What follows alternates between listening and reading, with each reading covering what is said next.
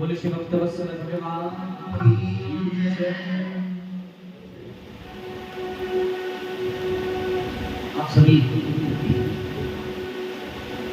कल बड़े भाव से कथा श्रवण कर रहे थे। भगवान गोविंद की अनंत कथा को आप श्रवण कर रहे थे, महात्मा की चरित्र की कथा।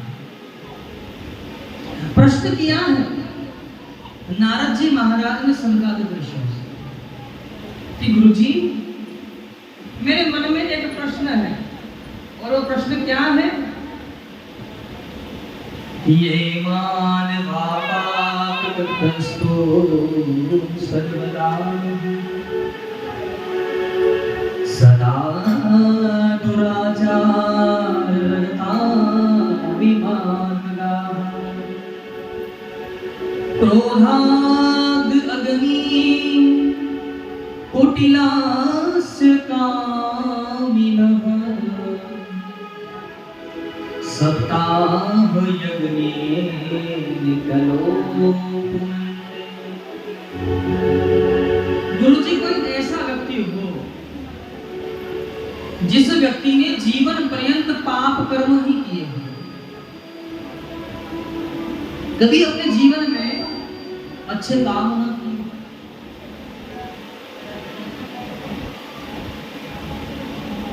सदा दुराचार रगता बीमार बगा, जो हमेशा जिसकी हमेशा दुराचार की प्रवृत्ति हो और क्रोध की अग्नि में हमेशा जलता रहा हो,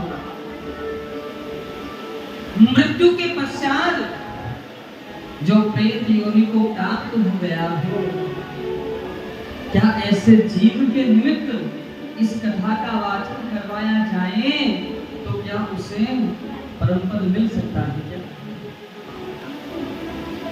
जैसे ही ये बात कही है, क्योंकि ये जो बातें कर रहे हैं वो धीरे से करिएगा।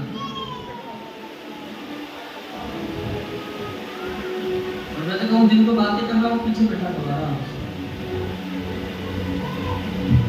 बिल्कुल हमारे करीब करके बात करोगे थोड़ा सा आना भटकता है। ऐसा व्यक्ति जो जीवन पर्यंत जिसने झूठ बोला हो, पाप कर्म किए हो, ऐसे व्यक्ति के निमित्त इस कथा का वाचन करवाया जाए तो क्या उसे परम पद मिल सकता है, भगवत कृपा उसे प्राप्त हो सकती है। बस यही बात सुने तो सरकारी ऋषि मुस्कुरा गए। अरे महाराज इतनी सी छोटी सी बात है। अरे हम आपको एक इतिहास की कथा सुनाते हैं कि एक बार की बात है कि एक नदी है जिस नदी का नाम है तुंगभद्रा और उस नदी के किनारे एक नगर बसा हुआ है जिसे आपका ये गांव है नगर है। ऐसे ही एक नगर था, नगर का नाम था उत्तम नगर। वहां पर ब्राह्मण क्षत्रिय वैश्य शूद्र चारों वर्णों के लोग रहते थे और उन्हीं में एक पंडित जी महाराज रहते थे।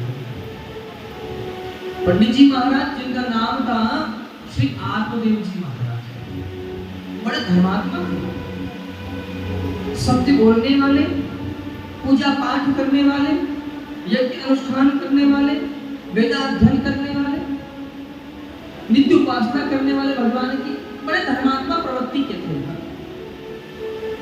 लेकिन इनकी पत्नी इनका ठीक विपरीत थी।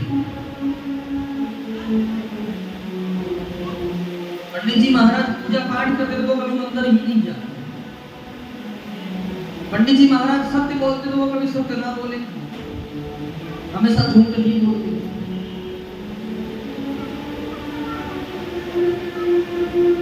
कुछ माताएं होती हैं ऐसी,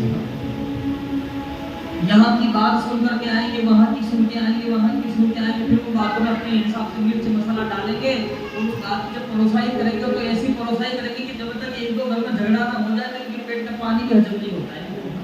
फिर ये अपने यहाँ चंद साहब नहीं होता है, ये यहाँ सुविधा है। अपने यहाँ ऐसी माताएं नहीं है, यहाँ सब धर्मात्मा है। एक लोटा जल सारी समस्या हल। शंकर भगवान ऐसे बोले थे,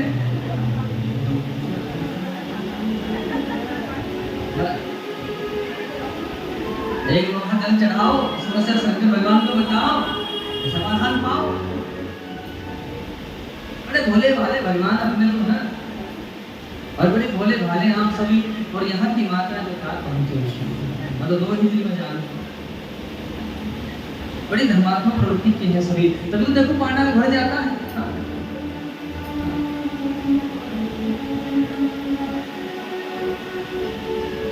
धुंधुली देवी जिनका नाम है श्रीमती धुंधुली देवी, बड़े विपरीत पंडित जी के ठीक विपरीत।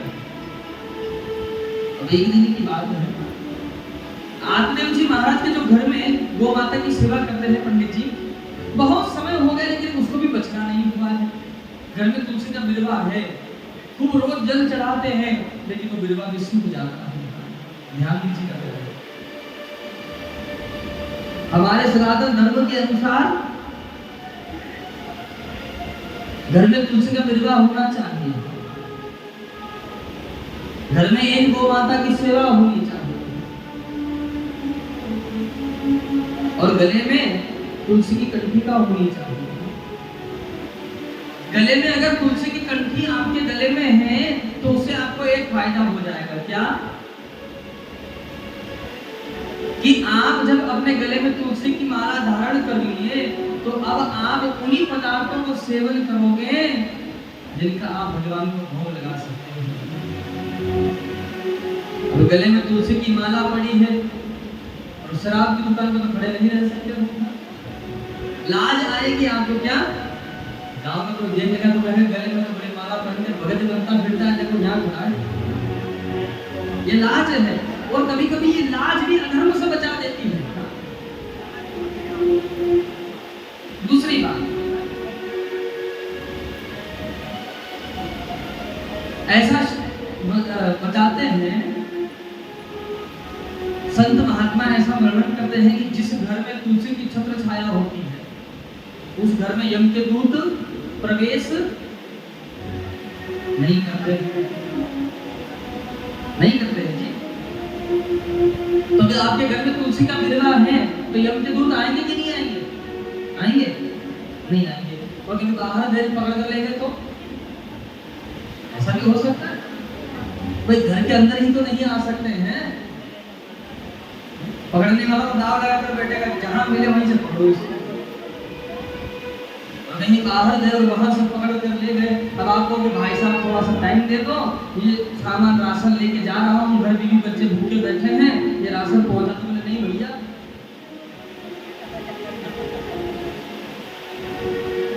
उस जिंदगी के किराए का घर है,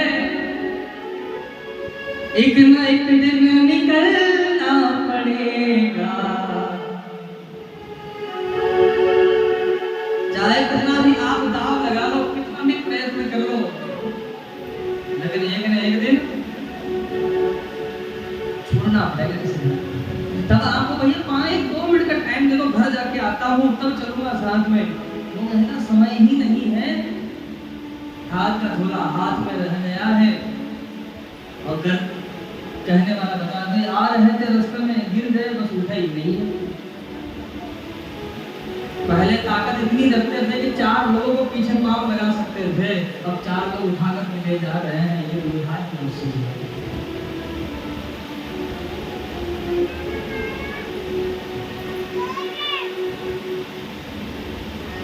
तो घर में तुलसी का प्रभाव होना चाहिए और एक गौ माता की सेवा होनी चाहिए। आप राम जी के मंदिर जाओगे, बहुत ध्यान से समझिएगा इस बात को। जैन धर्म का नाम सुना है आपने?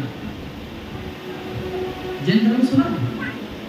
नहीं सुना तो हम सुना देते हैं। जैन धर्म हमारे वैदिक सनातन धर्म का ही पार्ट है।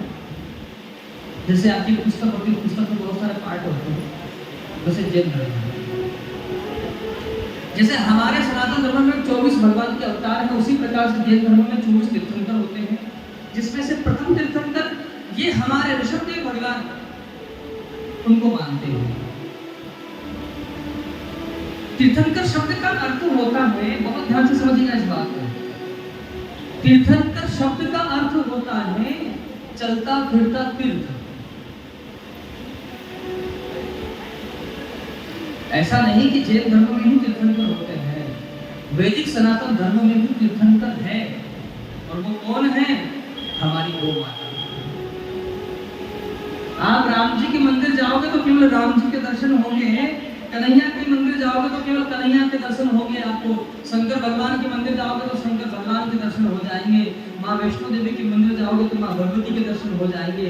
लेकिन एक गौ माता के अगर आप दर्शन कर लेते हो तो 33 कोटि देवताओं के आपको दर्शन का फल मिल जाता है। ऐसा बहुत आ जाएगी कष्ट,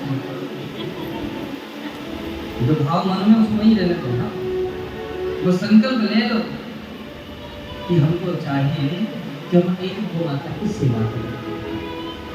घर नहीं कर सकते हैं, जहां गौशाला है वहां जाकर के अपने से सेवा करें आप, लेकिन गौ माता की सेवा करने का संकल्प लें। पंडित जी महाराज आइए पुनः कथा में ध्यान केंद्रित करेंगे। पंडित जी महाराज घर में गौ माता की भी खूब सेवा करते हैं। तुलसी माता का गमला है वो जल भी चढ़ाते हैं, लेकिन तुलसी बिलवा सींचत ही मुरझा, हरि भरोसे जो रहे, पर्वत पे हरि हो जा। आप अपने घर में रोज जल चढ़ाते हो बगिया में, लेकिन फिर भी कभी कभी पेड़ सूख जाते हैं। लेकिन भगवान के भरोसे पहाड़ पर भी एक पेड़ होता है और वो पेड़ भी हरा भरा होता है, उसको जल देने कौन जाता है? गर्मी के दिनों में भी हरा भरा रहता है।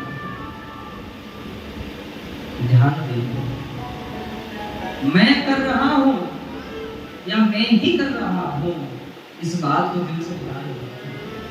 करने वाला कौन है वो ऊपर बैठा है। सीधा साधा है हिसाब, इसमें ना कोई खामी, और पाप पुण्य के लेखों से लिखी है उसने सबकी कहानी।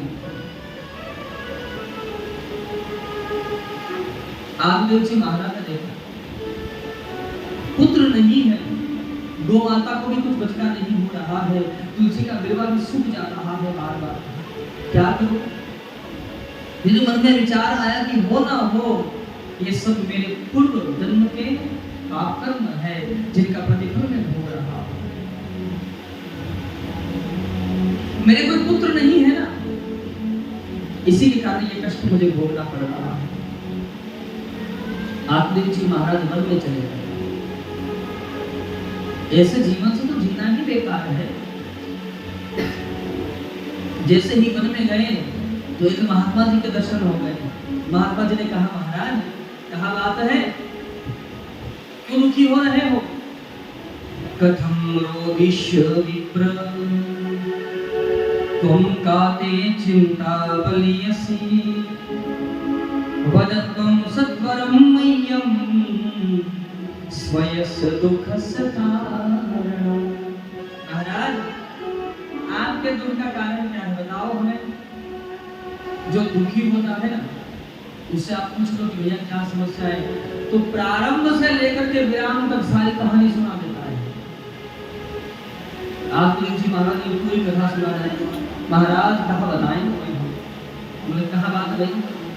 बोले हमारे पास में सब कुछ है, धन है, वैभव है, पद है, प्रतिष्ठा है, मान है, सम्मान है, सब कुछ व्यवस्था है हमारे पास में, लेकिन दिक्कत का बस एक ही है हमको। बोले कहा? बोले समस्या केवल एक ही बात की है कि हमको कोई बेटा नहीं है। महात्मा जी जैसे ये बात सुने तो बोले महाराज एक पुत्र के लिए आप दुखी हो?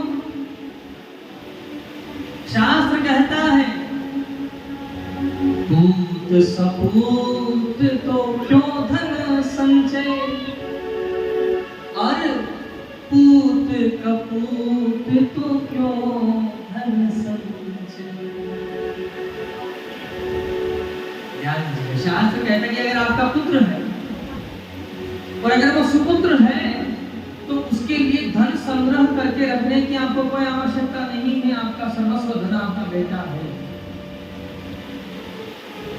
अगर आपको लगता है कि हमारा पुत्र महाराज योग्य नहीं है, सुपुत्र नहीं है, कुपुत्र है, तो शास्त्र फिर कहता है कि पूत कपूत तो क्यों धन संचय। जब आपका पुत्र लायक नहीं है, क्या है वो? क्या है? लायक नहीं है तो क्या है? आप ही कह रहे हो। मेरी वजह मेरी तरफ से बढ़िया है आपके बेटा भी, दूसरे के बच्चों को मैं बुरा क्यों?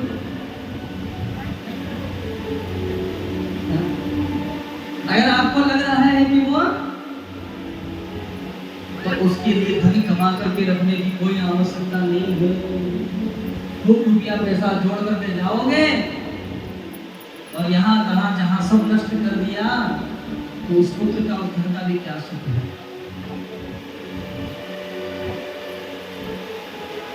वैसे एक बात बताओ, अब के समय में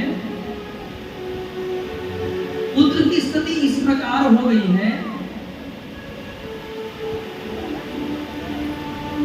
कि जैसे कोई फल हो, फल में नींबू ही सोच लीजिए। अब कोई बेचारा नींबू के गुणों को नहीं जानता या नींबू को नहीं जानता है, अब वो सोचे कि इस पेड़ पर देखो कितने छोटे छोटे कितने प्यारे प्यारे फल लग रहे हैं, जब ये पक जाएंगे तो कितने मीठे लगेंगे। अब वो उनका इंतजार करता है बेचारा, उसको पता नहीं है कि ये फल किस चीज का है।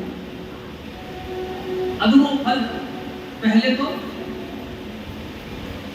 हरे रंग में थे, वो धीरे धीरे पीले रंग में हो गए, वो खुश हो गया, और अब एक दिन वो फल टूट करके नीचे गिर गया। उसने सोचा कि बहुत मीठा होगा, उसने उसे तोड़ा, न काटा, और जैसे उसने खाया तो मुंह कैसा स्वाद हो गया। पिता भी सोचते हैं कि मेरा नाम करेगा रोशन जग में मेरा राज। एक बात समझ लीजिएगा, अगर आपने अपने माता पिता का नाम रोशन किया है तो आपका बेटा भी आपका नाम रोशन करेगा। आपने अगर अपने माता पिता के नाम को रोशन किया है तो आपका बेटा भी करेगा। और आपने कभी एक लोटा पानी नहीं पिलाया है उनको तो विचार ध्यान कर लीजिएगा प्यारे, मैं लिख कर दे सकता हूँ कि आपका बेटा आपको पानी गिलास नहीं पिला सकता है। जैसा आप बीज बो रहे हो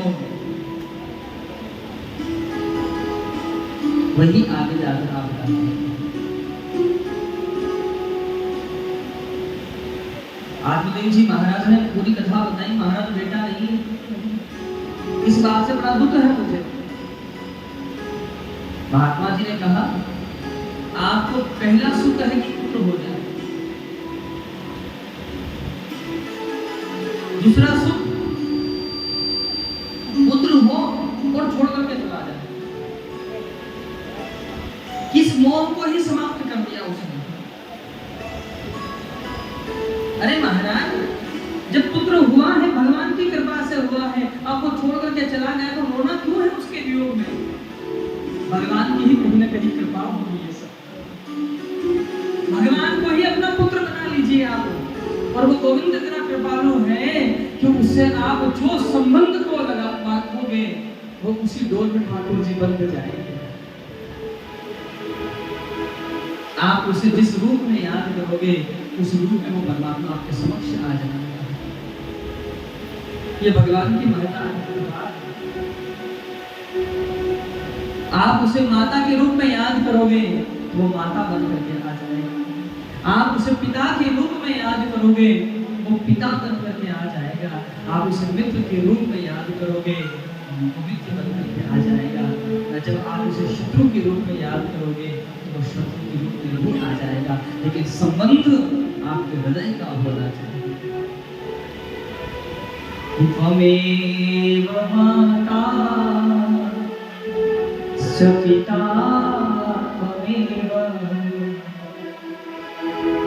त्वमेव बन्धुः स सखा त्वमेव त्वमेव विद्या द्रविणं त्वमेव त्वमेव सर्वं मम देव। आप जिस रूप में उस परमात्मा को याद करोगे वो परमात्मा उसी रूप में प्रकट हो जाएगा। आत्मदेव जी महाराज बोले गुरुजी आप जितना ज्ञान हमको दे रहे हो ना उससे ज्यादा ज्ञान है हमारे अंदर।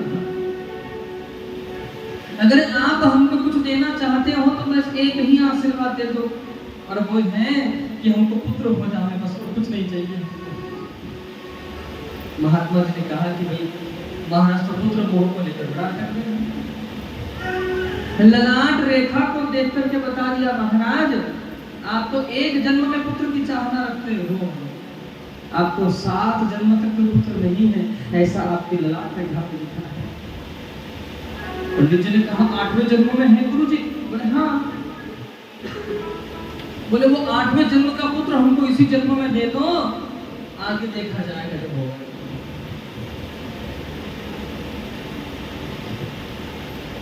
अब महाराज जैसे ही ये बात कही पुत्र के प्रति विशेष मोह था, एक फल लिया और कुछ मंत्रों से अभिमंत्रित करने के पश्चात फल दिया कि फल ले जाकर अपनी पत्नी को दे दीजिएगा।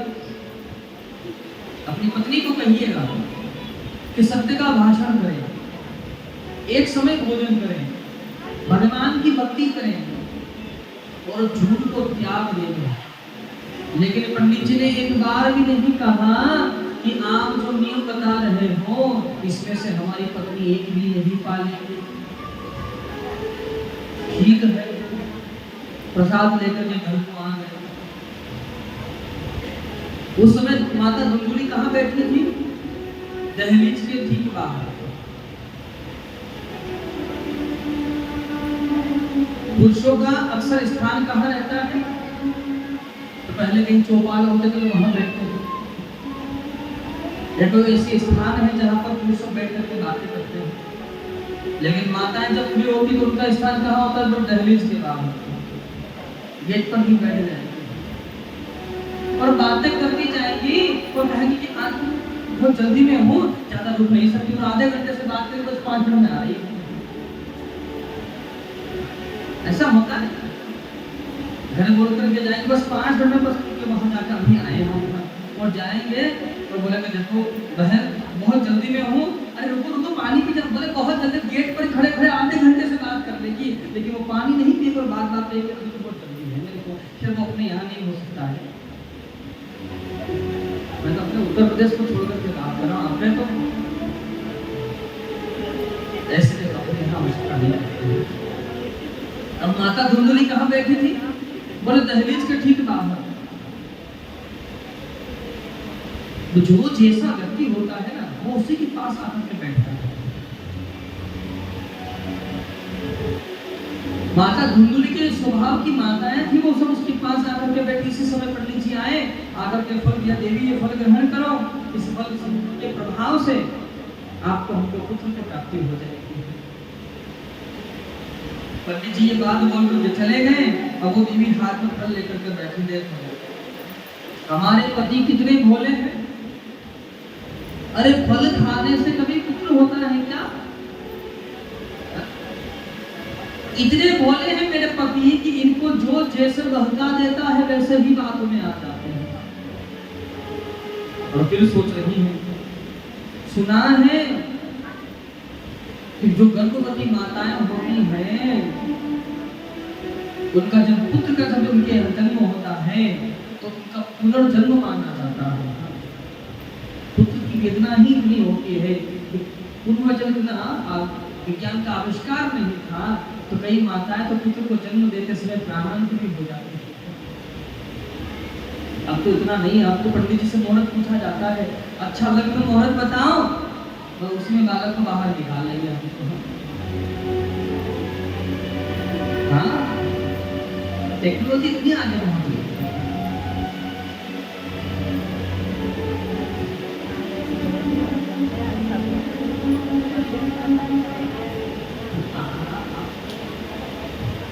थोड़ा सा एकाग्र करेंगे, सावधान रहिए। अब माता मन में विचार कर रही है कि क्या पता मैं इस बालक को जन्म दूं, और उस समय अगर मैं प्राणांत हो गई तो ऐसे बालक का मुझे क्या सुख है जी? हाँ? नहीं, इस फल को मैं ग्रहण नहीं करूंगी। फिर सोच रही है हम गर्भवती हो जाएंगे तो हमारी नंद आवेगी, हमारी सेवा करेगी और खूब अच्छे पकवान बना करके खूब खावेंगी और हमको लंबा सिरा बना करके रोज खिला देंगी। तो हम तो हमारा तो पूरा घर का ही नाश हो जाएगा। नहीं, इस फल को हम ग्रहण नहीं करेंगे जी, चाहे कुछ भी हो जाए। फिर सोच रही है कि सुना है कि गर्भवती महिला तो ज्यादा दौड़ नहीं सकती है, और कभी गांव में डाकू लोग आ गए, गांव के तो सब लोग भाग जाएंगे और हम तो दौड़ भी नहीं पाएंगे, और कभी उन्होंने हमको मार दिया तो जैसे बालक को कहा सुख है हमको। नहीं, ये फल हम ग्रहण नहीं करेंगे, चाहे कच्चो है जा। अब उसकी सहेली ने कहा, अरे कहाँ बात रह गई है? बोले देखो हमारे पति कहीं वन में गए थे, महात्मा जी ने किसी ने प्रसाद दे दियो, बोले जब फल खाने से पुत्र रह जाएंगे। अरे फल खाने से पुत्र होते? अरे बड़े चिंता काहे करती हो, बस इतनी सी बात है। अरे आपको पुत्र नहीं है और हमारे यहाँ लाइन लगी है बच्चों की। देखो हमारे यहाँ धन का अभाव है और आपके यहाँ धन बहुत है। हम अब जो हमारा पुत्र होगा वो आपको ला करके देंगे और उसके बदले में आप हमको पुत्र दे देना चाहिए। बोले इस फल का क्या करें? सामने खड़ी थी गैया, बोले ये फल इस गैया को खिला दो। फल खाने से पुत्र होते हैं कि नहीं, जब बात को भी पता पड़ जावे। जैसे ही जब बात कही, फल माताओं ने लिया और सामने खड़ी थी गैया, वो फल उस गौ माता को खिला दिया है और माताओं की सभा का विसर्जन हो गया है। ध्यान से सुनिएगा, 5 पंच जहां बैठ जाते हैं तो टूटे हुए घर को जोड़ करके उठते हैं जी। और 5 माताएं जहाँ बैठ जाती हैं, जुड़े हुए घर को अलग कर देती हैं। यहाँ के नहीं, यहाँ की माताएं ऐसा नहीं करती। यहाँ तो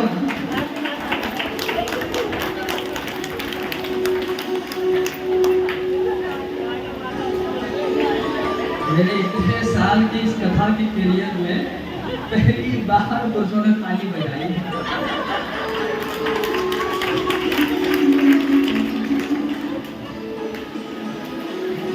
मैं तो विचार करके हमारे ना तो हाँ कर सकते, हम नहीं ना कर सकते।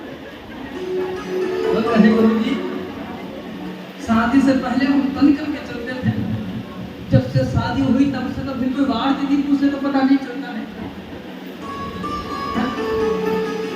और भाई आप तो कथा कह करके चले जाओगे अपने गांव को, हमको तो यहीं रहना है इनके साथ। प्रेम से बोले कि बोलो राधे। तो मुझे ऐसा नहीं लग रहा है कि मैं पहली बार कथा सुनाने आया, ऐसा लग रहा है कि पुराना हो गया। प्रेम से बोले कि बोलो राधे। अब जैसे ही माताओं की सभा का विसर्जन हुआ है, अब आगे बड़ी सुंदर कथा को ध्यान से सुनिएगा।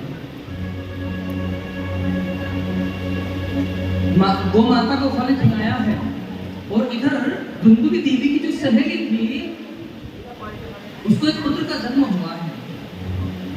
चोरी से उसने वो पुत्र ला करके दिया माता धुंधुली को और कहा कि ये पुत्र लीजिए, बदले में इसने धन दे दिया।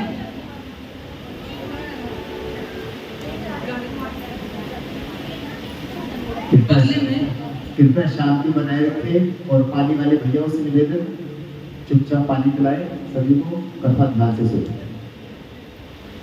बोली सुरत भगवान की जय।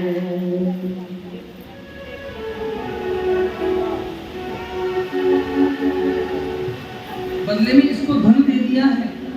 एक दिन की बात है कि माता धुंधुली ने अपने पेट पर जो कपड़े बांध कर के गर्भवती होने का नाटक कर रही थी, कपड़े खोल करके पेट से कह दिया कि हमको पुत्र का जन्म हो गया है। बस यही बात सुनी है, आत्मदेव जी महाराज बड़े प्रसन्न हुए हैं। और इधर कुछ समय के पश्चात उस गौ माता के द्वारा भी एक पुत्र का जन्म हो गया है, जिसके कान, शरीर तो पूरा मनुष्य के शरीर जैसा है, लेकिन कान जो है वो गौ माता के कान के समान है, इसलिए इनका नाम होता है बोल श्री गोकर्ण जी महाराज की जय हो। एक दिन की बात है, पंचांग शुद्धि कर रहे थे आत्मदेव जी। माता धुंधुली ने कहा कर रहे हो जी। पंडित जी बेचारे बोले कुछ नहीं देवी, हम अपने बेटे का नामकरण कर रहे हैं। हम विचार कर रहे हैं कि हमारा नाम है आत्मदेव, तो हम अपने पुत्र का नाम रखेंगे परमात्मा देव। माता धुंधुली ने कहा अच्छा, अरे जो बालक हमारो है, घर इतनी वेदना सहे हैं हम सहे, कष्ट पीड़ा सहे हैं हमने सही है, और आप